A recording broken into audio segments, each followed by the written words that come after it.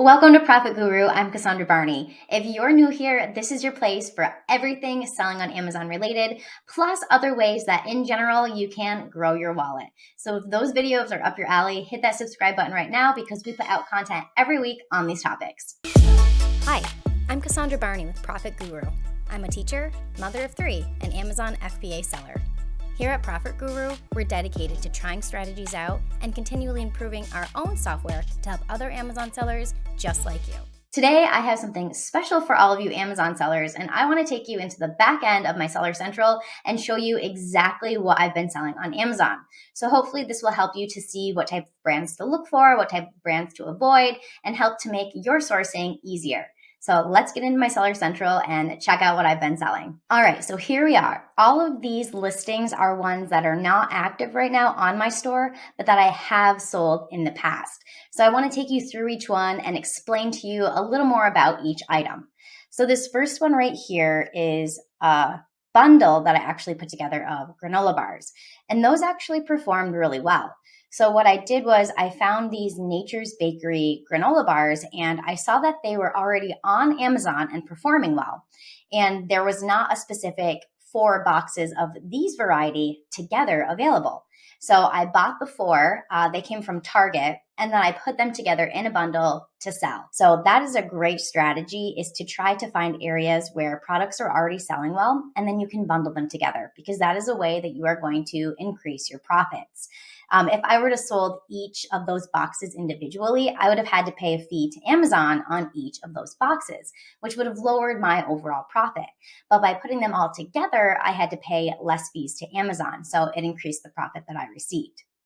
Now, this next one was some Taco Bell sauce from Walmart. I didn't replenish this item, first off, because it sat for a long time. A ton of sellers jumped onto this listing. And when I first got it, it was selling for a really high amount. And then, as you can see right here, it just plummeted. The buy box went way down and my stock was just sitting there. So it was just like money tied up because they weren't selling. So I actually had to take a little bit of a loss on these just to unload the inventory before they were going to expire. So I lowered it to be the lowest offer, and then they all sold out. So I would not recommend getting those particular Taco Bell sauces to sell because they didn't do too hot for me. Then I had some lipstick. I really like selling lipsticks because they're super easy. A lot of people wear lipsticks. They are not that likely to break. I think I had one that somebody issued a return on because they said it broke. But it wouldn't require a lot of bubble wrap, so it's not going to take you a lot in bubble wrap to prep it, and it's easy prep. Slap the SKU on, throw it in the box. So I love items like this. Next, I had some lotion.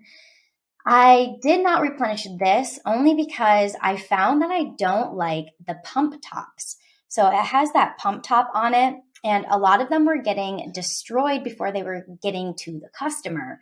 So then it would just be like a mess in the bag, and then they would want to issue a return on it. So that's why I didn't replenish this item. Next, this was one that one of my sourcers found.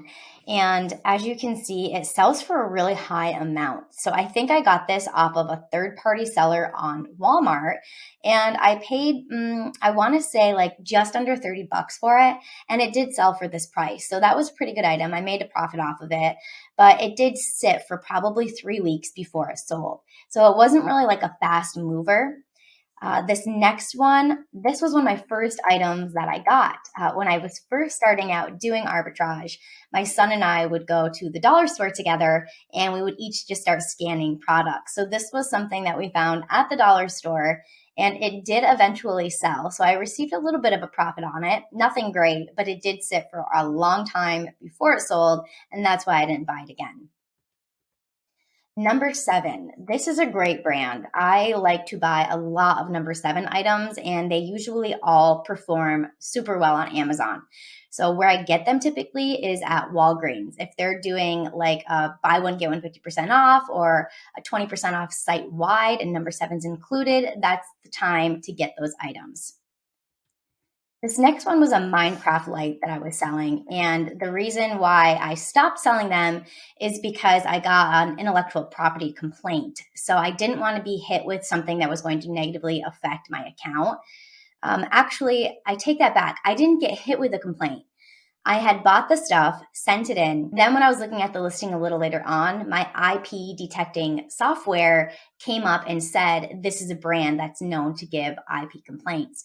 So for that reason, I took the listing off and I had them return the inventory to me just because they might have all sold before the brand hit me with a complaint, but I didn't want to take the risk because those IP complaints do not look good on your account. That's why I no longer am selling those. These bugles I got from Dollar General, and they were on sale for buy one, get one free. So I paid maybe like 50 cents per bag. This one was a 3-pack that I put together. The only thing that made me hesitant to not want to sell these is the fact that they're bugles and they're super fragile. So what I did was bubble wrapped the heck out of them. I put so much bubble wrap on them. And I didn't get a complaint from the customer, but that's something to think about when you're sourcing for items. Is this an item that probably could get damaged easily? And if so, now you're risking taking some negative feedback from customers. So that's why I didn't buy bugles again. I counted myself lucky for being able to find them so cheap and then selling them and not having them get damaged on the way. Then these Whispers here, this was one of the first online arbitrage items that I got from Walgreens, and they were performing really well. The buy box was pretty high, but as you can see, I only sold them here for a really low price because the buy box went down and I waited a few months for it to come back up and it just wasn't. And I had probably 12 of these available. So again, it was just money being tied up and I lowered the price as much as possible without having to take a loss on it just to get rid of the inventory. Nature's Bakery again, that was the brand of the granola bars that I put together in a 4-pack. This listing, they were selling high enough to give me a little bit of a profit back, just selling individually. So I got a few boxes of those. Then I did some eggs. I didn't get a lot of these because I didn't think that they would get to Amazon in time and sell before Easter. So I think I only sent in 2 3-packs and they both sold right away. So next year, I'm going to keep that in mind. When holidays are coming, start thinking about prepping and getting that inventory ready months in advance. So think about what the next holiday coming up in a couple of months is. And then that's when you need to start trying to buy that inventory and sending it to Amazon so that it's there, it's stocked, and you'll be able to sell it in the season. I definitely wasn't prepared this year and thinking ahead for Easter. Again, number seven. It's a great brand. They sell very well. This raw sugar, they were selling good on Target, and I did sell out of them, but I had to lower my price. They were selling for more. Another thing is it has that pump top again. So when I got them from Target, I think I ordered either 10 or 12 of them. And 2 of them, the top bottle right there where you push it down, were completely broken off. So I had to get a refund on those. And that made me kind of hesitant for the other ones that I was sending to Amazon because if they broke on the way to me, then that means they could easily break on the way to the customers. So I tried to tape that down, but I'm not a fan of things with push tops like that because they can just break so easily. Then we have some chapstick here. Then I have a random one glue gun here when I used to do more retail arbitrage going inside of the stores.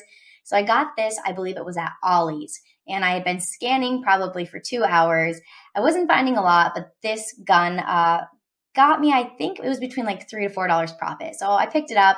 I had it for probably 2 months and then it eventually sold.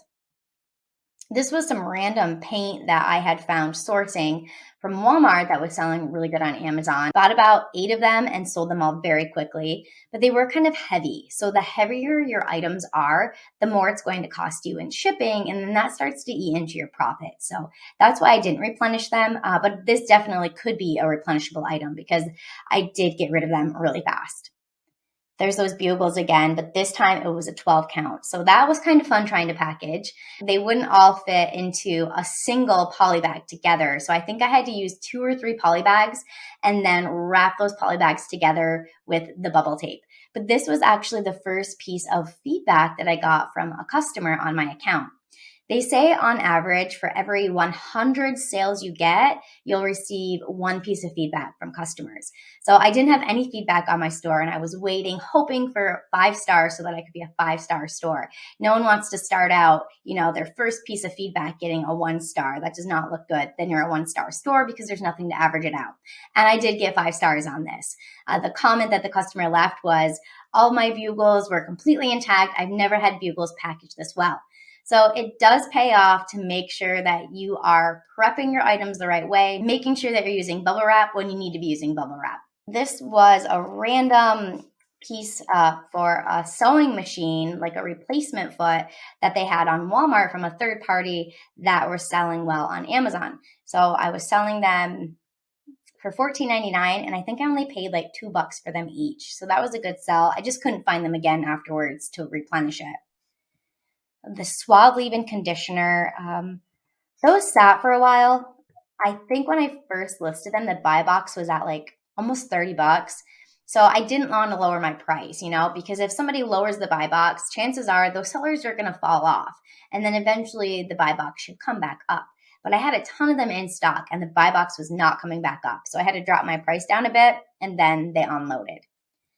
Physicians Formula is kind of tricky because I got this on clearance at Walmart. They sold immediately. But another item of Physicians Formula that I had sourced actually hit with an IP complaint. So they were both Physicians Formula, but not all Physicians Formula items do they throw an IP complaint at you. So I've kind of been a little hesitant to get the brand again after getting a warning on another Physicians Formula product. These 5-Hour Energies were on sale at Walgreens, so I got 2 packs of them. Definitely paid lower than $20 for them, but as you can see, the fees are pretty high on them. I did make pretty good amount, but they sat for a little bit before they sold, and the boxes, even when they were delivered to me, were like all dented and starting to fall apart. So I didn't really like that. Next time, if I ever find a good deal on them again, I'll definitely wrap them in a ton of bubble wrap before I send them out. Now these frostings, I was so excited. Let me tell you a little backstory. I was in Walmart shopping one day, and I don't typically go to Walmart a lot to shop, but I was doing a little bit of retail arbitrage, and I had just recently started to get ungated in grocery and venture into selling some more grocery items. So didn't find a lot in the grocery aisles. And then these were in the center aisles, and they were completely new. So they had the Dunkaroos frosting, the Dunkaroos cookies, Dunkaroo pancake, and then they had all of these Cinnamon Toast Crunch ones too. So I flipped on Amazon to see what they were selling for, and they weren't on there yet. So it was a completely new item. And I thought at the time that this was probably going to be like a limited edition thing. So I bought a ton of them. The Cinnamon Toast Crunch and a ton of Dunkaroo. So I spent hundreds and hundreds of dollars. I went back as soon as they replenished their stock and I bought them all again. Eventually, I learned that it's not a limited item. It's something that they are having in all the time. But I am stuck with a ton of, not so much these ones. I didn't buy as many of these ones, but I'm stuck with a ton of the Dunkaroo ones because what I did was I created my own listing and I was the only seller on it. So I had a bundle pack of the Dunkaroo cookies with the frosting. And now there are like 80 other sellers on that listing. I was selling that bundle together for like $24. The buy box now is down to like, I want to say $6. So there was just so much competition that eventually found this product after I did and jumped onto my listing. And now the buy box just went. So I was so excited about this, and it turned out to be a dud and not something that's a replenishable. And there's actually one right there you can see on the next page of the frosting. It was so exciting. It's sad to even look at now because it was in my mind like, oh my gosh, I'm going to make so much money on this. And it quickly did a 360 on me. Some shampoo. I started out wanting to sell different shampoos because there's a lot of shampoos and there's a lot of people that use shampoos. But again, it's just kind of risky because they come apart so easily and get all over the place, and it's just a hot mess. So if you want to sell shampoo, they're a good seller, but you're definitely going to want to protect that bottle and put a ton of bubble wrap on it. Then some more of the Cinnamon Toast Crunch, some more lipstick. This was a good one that I probably should have replenished was this cheesecake. It sold super fast. It wasn't a ton of profit, but it was profit and it was selling good. The malt oatmeal, those did sell fast, but you can see it was a 3-pack and those things are heavy. So the shipping on it was a lot. That's why I didn't replenish that. It costs a lot in shipping. These sell really well. The Eco Style, these sell really well. So this is something where I'll be looking for them to be on sale again so that I can buy them again when they're on sale and I know I'll make profit back. Milani and Soap and Glory are also two brands that when they're on sale, I definitely will pick them up. They sell very well. This was just a random folding dog bed that I found at Big Lots. That's what it is. I found it at Big Lots when I was doing some retail arbitrage, and it was on clearance. So that yielded probably $8 to $10 profit, but it was so awkward shaped. The box was just so weird. So it was kind of weird having to like package it up to send in to find a box that it would fit in. I had to get one of like the smaller, longer boxes for it to go in. But that's not something that's a replenishable because I got it on clearance. These Paw Patrol wipes I got from the Katy, Texas wholesale. That's what I used to get ungated in grocery. And it was probably like $30 in a shipping fee. So I found these wipes on there because they did make a little bit of a profit back, just to try to recover some of the shipping fee that I paid. But now Amazon is not accepting invoices from Katy, Texas wholesale. So unfortunately, you cannot use that supplier anymore to get ungated in grocery. Bob's Red Mill, that's a good brand. Again, very heavy. These trash packs, this was weird. They were at Ollie's, and I probably only paid like $3 for them. And they were selling at a really high point. So 1870, they did sell. So if you see these at Ollie's, I would definitely pick some up. I just have not been back to Ollie's again. I've kind of switched my model over to all online arbitrage. But if I did go back to Ollie's, I would be looking for those. They sold pretty good. The lotion. Dr. Teal's is another great brand that I like to buy, but again, a lot of the items are heavy. Elf, Milani, I love those brands. This was from Retail Arbitrage at Walmart in the clearance section. They had these fishing gloves. I want to say they were probably like $5, and they were selling over $20. So that was a good find. Some random ribbon for a printer. I don't know where I got that. These glue were $1 Walmart clearance, selling for $11.99. They actually had a ton of them, so I regret not getting them all, especially for $1. What was I thinking? Like, even if they didn't sell good, it's not like I'm tying up a ton of money, but that, you live, you learn. This was one of my first retail arbitrage shipments at Well. I found this dental guru from Dollar General. And those were only $1 a piece. So I paid $6, sold it for $19.38. So after the fees, wasn't a ton. But now I see that there's a ton of different charcoal toothpaste online. So they're not selling very fast. That's why I didn't get it again. This was from Katy, Texas, another one of those items that I just got to try to get some of that shipping fee back. They sold actually, though, pretty well. So if you see those coconut oil treatments, they're good sellers. Libido, this is one of the first vitamins that I sent in, and I got hit with an IP complaint on it. Then I sent in another vitamin with it and got hit with another IP. So I'm like really hesitant now about vitamins because there's so many brands that they don't want you selling their stuff. Dr. Botanicals, this came free in like a gift pack from, I don't know, like Kohl's or something over the holidays. I had purchased a lot, and they were just sending like this little gift pack with it. So I didn't pay anything for that, and I sold it for $10.90. So after fees, it was like $5 profit. Why not? Now we have some more Elf right here at the top. Right here, the Mead Cambridge notebooks.